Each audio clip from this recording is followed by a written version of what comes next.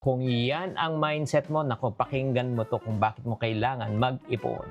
Magandang araw, ito po si Chinkita ng inyong pambansang wealth coach. Ang isa sa pinakamagandang financial habit na pwede mong simulan ay ang pag-iipon. Yes, hindi ka yayaman sa pag-iipon, pero napakahalaga itong pundasyon ng iyong pag-asenso.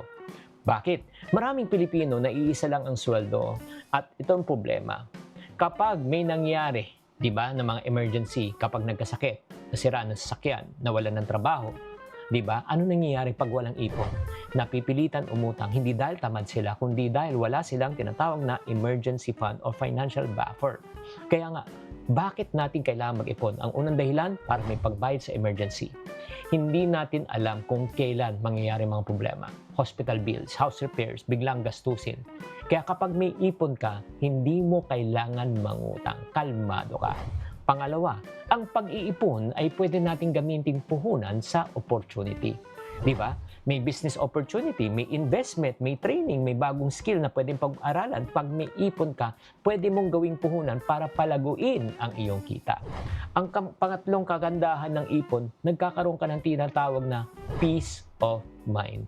Di ba, iba yung pakiramdam pag may emergency na nangyayari tapos meron kang ipon na hindi ka mangangamba, hindi mo kailangan mangutang, hindi mo kailangang mang-abala ng ibang tao. Iba yung security na binibigay sa'yo. Pang-apat, pag may ipon ka, palapit ka ng tinatawag na financial freedom. Ang unang hakbang ng financial freedom ay security. At kapag may ipon ka, syempre, mas madaling magdiskarte. Di ba? Makakadiskarte ka kung saan ka pupunta, saan ka mag-i-invest, di ba? At paano mo palalaguin ang pera. Dito nagsisimula ang tunay na financial freedom with the right choices. Kaya ang pag-iipon ay hindi to tungkol sa laki ng halaga. Ito po isang pag-uugali. Kaya kung masurunong ka mag-ipon sa maliit, maniwala ka, darating panahon, pag lumaki ang kita mo, matututo ka rin mag-ipon. Kaya nga, ang tunay na yayamanin, mga kabudgetarian, ay hindi lang tao marunong kumita, yung marunong din magtabi para sa kanyang kinabukasan.